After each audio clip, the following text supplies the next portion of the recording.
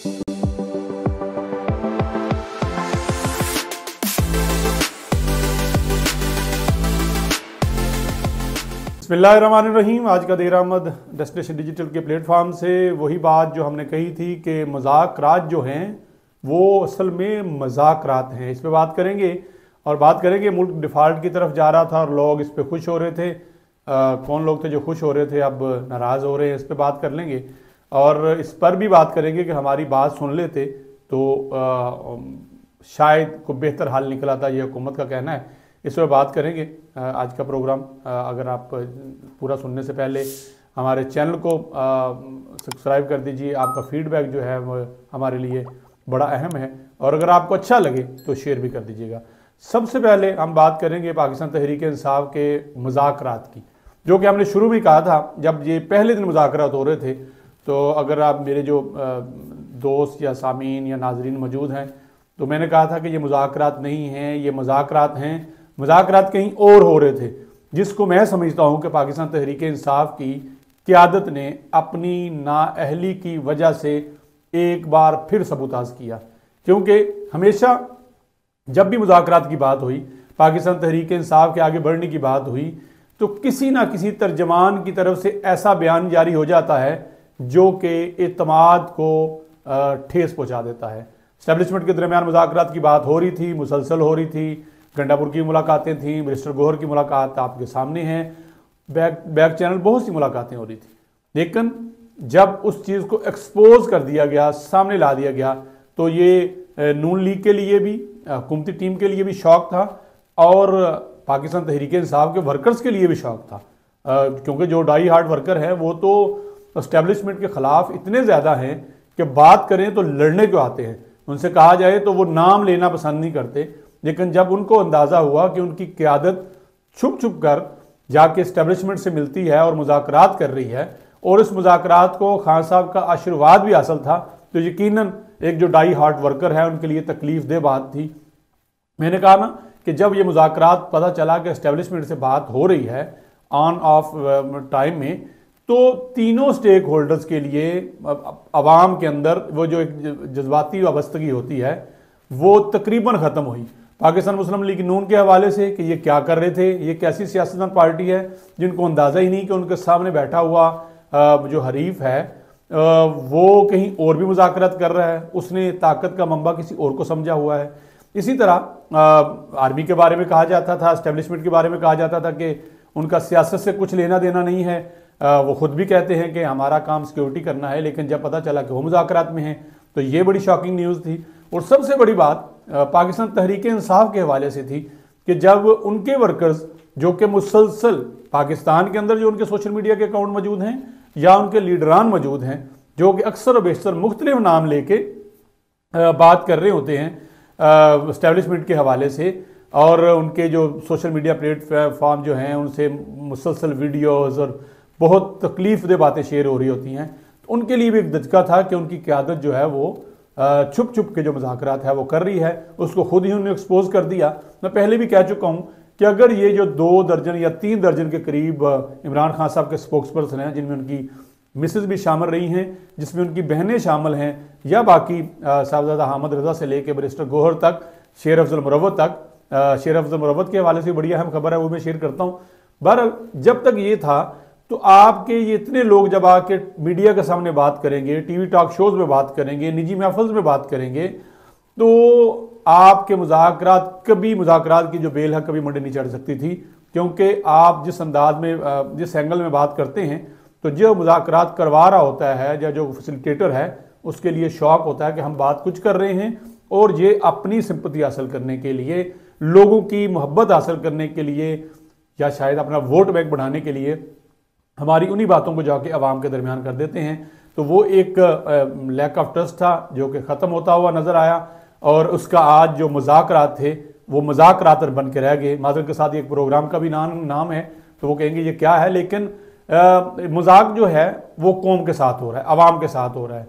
इन तमाम इश्यूज़ की वजह से आज भी अगर तमाम टीवी चैनल्स को उठा के देखें, वेबसाइट्स को उठा के देखें, सोशल मीडिया को उठा के देखें, तो लगता है इसके अलावा इस मुल्क में मसला ही नहीं।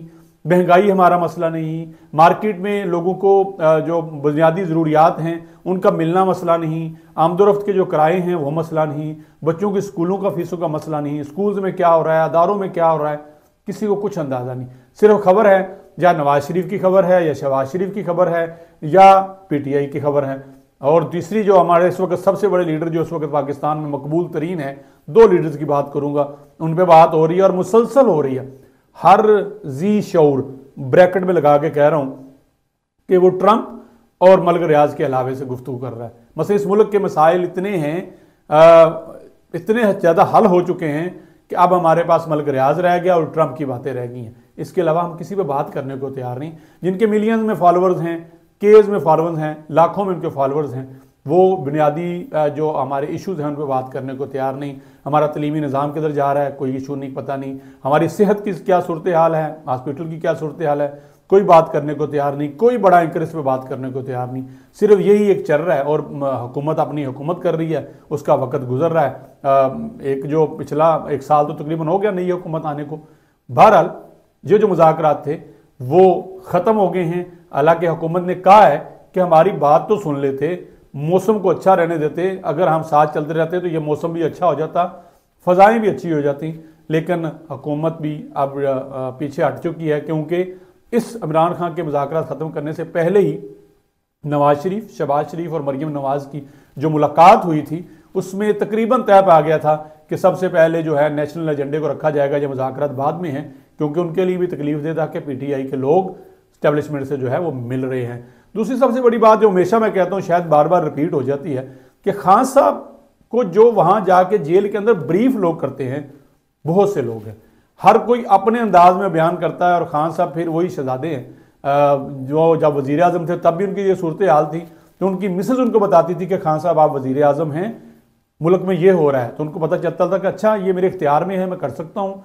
मतलब कहने का ये है कि उनके पास जो पहले पहुँच जाता था, उनके कान में बात डाल देता था, उसी का वो ऑर्डर जारी कर देते थे या बयान जारी कर देते थे।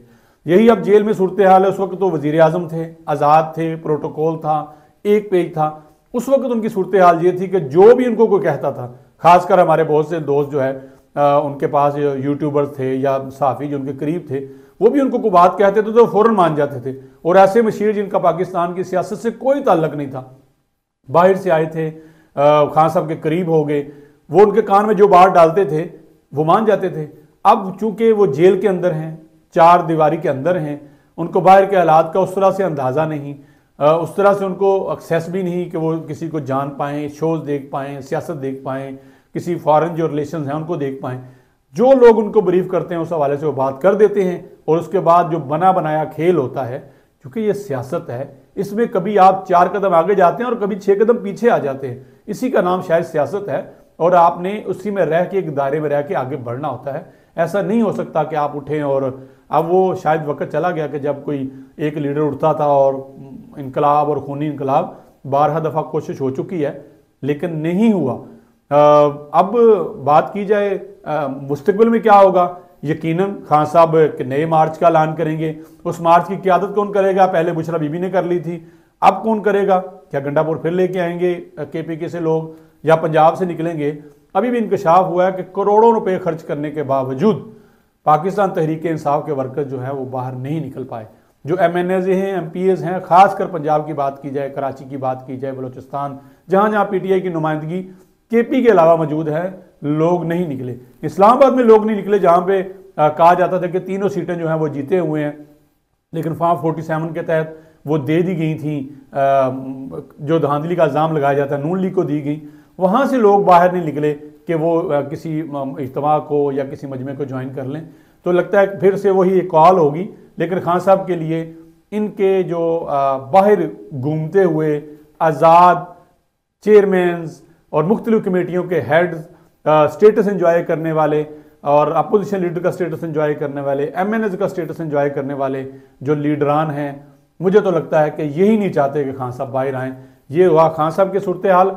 और शहबाज शरीफ के जाते जाते बात करते हैं तो शहबाज शरीफ ने बड़े ही अहम जो है वो बयान दिया है कि मुल्क को दिवालिया करने वाले आज जो है वो किस मुंह से बातें करते हैं। एक टाइम पे वाकई ये इस मुल्क में बातें होनी शुरू हो गई थी कि मुल्क जो है वो दिवालिया हो रहा है और मुल्क के जो सूरत हाल है, पाकिस्तान में डॉलर जो है 500-600 का मिलेगा, श्रीलंका जैसी सूरत हाल होगी, लोग रोटी के लिए मरने मारने भी उतर आएंगे।